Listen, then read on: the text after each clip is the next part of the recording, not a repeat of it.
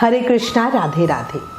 कार्तिक माह आ रहा है, वैष्णव भक्तों के लिए महाफलदायी और पावन महीना, हम सबका प्यारा। कार्तिक मास को शास्त्रों में पुण्य मास कहा गया है। कार्तिक महीने को त्योहारों का महीना भी कहा जाता है। इसमें सबसे ज़्यादा त्यौहार होते हैं और स्पेशली जो दिवाली, भैया दूज, जो साल के त्यौहार होते हैं तो बहुत ही बड़े त्यौहार है। हमारा तुलसी विवाह भी इसी महीने में आता है। पुराणों के अनुसार जो फल हमें सामान्य दिनों में 1000 बार गंगा स्नान करने से मिलता है, या प्रयाग में कुंभ के दौरान जो हम गंगा स्नान करते हैं उसका फल होता है, वही फल हमें कार्तिक माह में सूर्योदय से पहले किसी भी नदी में स्नान करने मात्र से मिल जाता है। आप ये सोचो कितना पवित्र और पावन महीना है ये। अब ये तो हम सबको पता है कि कार्तिक बहुत फलदायी महीना है, ठीक है। इस महीने में किए गए स्नान का, व्रत का, दान आदि का पुण्य हमें कई गुना होकर मिलता है। पर फिर भी मन में है ना, हमारे कुछ प्रश्न होते हैं, तो आज हम उसी पे चर्चा कर रहे हैं। आप देखो, जो ये स्नान नियम होते हैं ना, ये साधु संतों के लिए इसको निभाना बहुत आसान होता है, पर गृहस्थों के लिए थोड़ा मुश्किल होता है, क्योंकि हमें और भी बहुत सारी चीजें देखनी होती है। इस महीने में हमारे तीज त्योहार बहुत ज़्यादा होते हैं, जो मेन गृहस्थों के लिए ही होते हैं, तो इसीलिए हमारी परेशानी थोड़ी सी और ज़्यादा हो जाती है। अब इसी से रिलेटेड है ना, हमारे पास एक बहुत ही कॉमन प्रश्न आ रहा है, जिसमें सभी लोग पूछ रहे हैं, क्या गर्म पानी से स्नान कर ले? देखो, इस चीज़ को पहले समझो। शास्त्रों में किसी भी पवित्र नदी में तारों की छांव में स्नान करने का विधान है, पर जैसा कि हम गृहस्थ हैं, हर कोई सांसारिक जीवन में बहुत व्यस्त है, जिससे बाहर जाकर स्नान करना सबके लिए पॉसिबल नहीं होता। इसीलिए हमारे साधु संतों ने कहा है कि घर पर ही ठंडे पानी से स्नान कर लो। पर अब हमारे बहुत सारे गृहस्थ हैं जो ठंड की वजह से ठंडे पानी से भी स्नान नहीं कर पा रहे हैं, तो वो क्या करें? क्या वो छोड़ दे कार्तिक स्नान को, वो कुछ भी ना करे? देखो, स्नान नहीं करोगे तो पूजा पाठ नहीं कर सकते हो, तो फिर क्या करें? वो सोते रहेंगे, ठंड बहुत ज़्यादा है, रजाई ओढ़ी और सोते रहे। तो इससे तो अच्छा है ना कि फिर गर्म पानी से स्नान कर लो। देखो, ना से हाँ कुछ तो फल मिलेगा।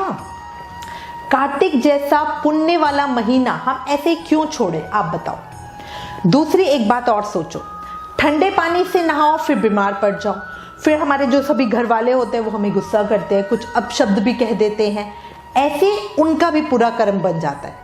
साथ ही एक बात ये भी सोचो कि अगर आप गर्म पानी से नहा रहे हो, पर उठ तो ब्रह्म मुहूर्त में ही रहे हो, नहाकर पूजा भी कर रहे हो, कार्तिक महत्तम भी सुन रहे हो, दीपदान भी कर रहे हो, उसका तो पूरा फल मिलेगा।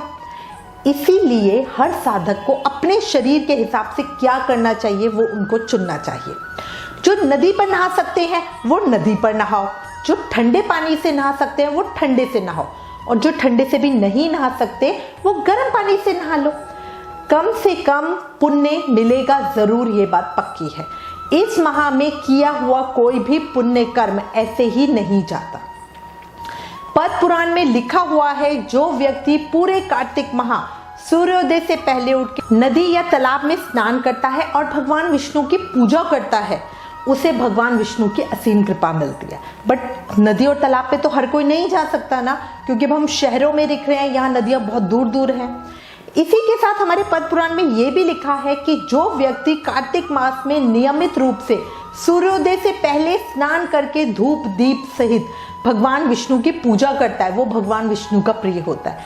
तो गर्म पानी से स्नान करके हम भगवान विष्णु की पूजा तो कर रहे हैं, तो हम उनके प्रिय तो बनेंगे। हमारे पद्म पुराण में एक कथा भी आती है, जिसके अनुसार कार्तिक स्नान और पूजा के पुण्य से ही सत्यभामा जी को भगवान श्री कृष्ण की पत्नी होने का सौभाग्य प्राप्त हुआ था। इसीलिए कह रही हूँ, इतना पावन महीना ऐसे ही नहीं छोड़ना। तुलसी महारानी ने भी 12 साल तक कार्तिक स्नान किया, तभी वो भगवान विष्णु की इतनी प्रिय हैं। इसमें हमारी एक कथा भी आती है कि एक बार कार्तिक मास की महिमा जानने के लिए कुमार कार्तिकेय ने भगवान शिव से पूछा कि कार्तिक मास को सबसे पुण्यदायी मास क्यों कहा जाता है। इस पर भगवान शिव ने उन्हें बताया कि नदियों में जैसे गंगा श्रेष्ठ है, भगवानों में विष्णु श्रेष्ठ है, उसी प्रकार मासों में कार्तिक मास श्रेष्ठ है। इस मास में भगवान विष्णु जल के अंदर निवास करते हैं, इसलिए इस महीने में नदियों में, तालाब में स्नान करने से, भगवान विष्णु की पूजा करने से उन्हें भगवान विष्णु का साक्षात्कार होता है, बहुत पुण्य फल प्राप्त होता है।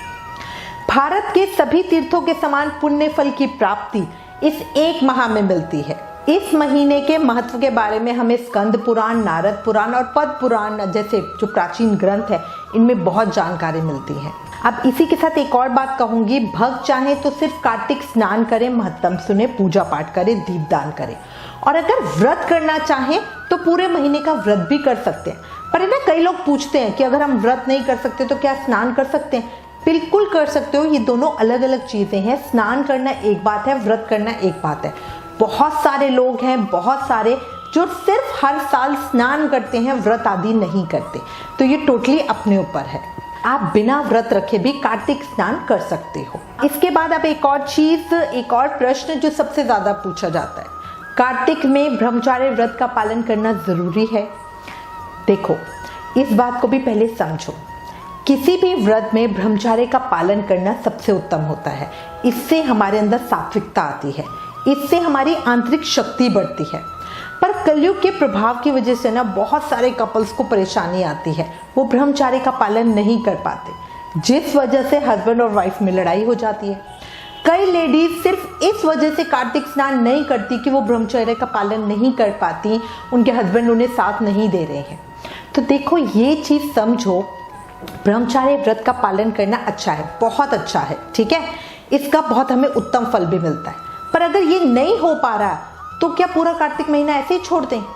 वो भी तो सही नहीं है। आप कान्हा जी को, राधा रानी को अपनी परेशानी बता सकते हो। कोशिश करो समागम कम से कम करो, जब भी करो तो रात में ही करो, और उसके बाद सुबह सर धोकर नहाकर पूजा करो। इसमें आपकी थोड़ी सी मेहनत तो ज़्यादा है, क्योंकि रात में आपको सोने का समय बहुत ही कम मिलता है, पर इस तरह से आप अपने पत्नी धर्म का पालन भी कर पाओगे और कार्तिक स्नान भी हो जाएगा। गृहस्थी में हमें सहज सरल पूजा पद्धति का सहारा लेना चाहिए। ज़्यादा ध्यान, नाम जाप और दान आदि में लगना चाहिए, क्योंकि ये जो चीज़ें होती है ना, ये गृहस्थी में बड़ी सरलता से की जा सकती है। इसी के साथ सबको कहूँगी, कार्तिक को ऐसे ही ना छोड़ें। जो भी आप सेवा, नियम, पूजा पाठ का ले सकते हो उसको ज़रूर लो, उसको ज़रूर निभाओ, उसको ज़रूर करो। किसी एक चीज़ की वजह से ब्रह्मचर्य व्रत का पालन नहीं कर सकते इसलिए पूरा कार्तिक छोड़ दो, व्रत नहीं कर सकते पूरा कार्तिक छोड़ दो, ऐसा मत करना। जो भी कर सकते हो उतना कर लो, ठीक है। कार्तिक के हमारे बहुत सारे नियम होते हैं, अपनी वीडियो में ज़रूर बताऊंगी कि आपको कार्तिक में हम कौन कौन से नियम निभा सकते हैं। उनमें से आप अपनी सुविधा के अनुसार कोई भी 2, 3, 4 नियम ले सकते हो। तुलसी पूजन का नियम ले सकते हो, शालग्राम जी की पूजा का नियम ले सकते हो, परिक्रमा का नियम ले सकते हो, वो कर लो। जो कर सकते हो वो करो, बट खाली मत छोड़ना, ये बात पक्की है। इसी के साथ मैं उम्मीद करती हूँ इस वीडियो में दी गई जानकारी आपके लिए उपयोगी होगी। इससे रिलेटेड अगर आपके पास कोई भी कमेंट्स या सजेशन है तो प्लीज़ हमें लिखें। ज्ञान बांटने से बढ़ता है, इसलिए इस वीडियो को ज़्यादा से ज़्यादा शेयर करें। Please like, share and subscribe. Thank you. Hare Krishna.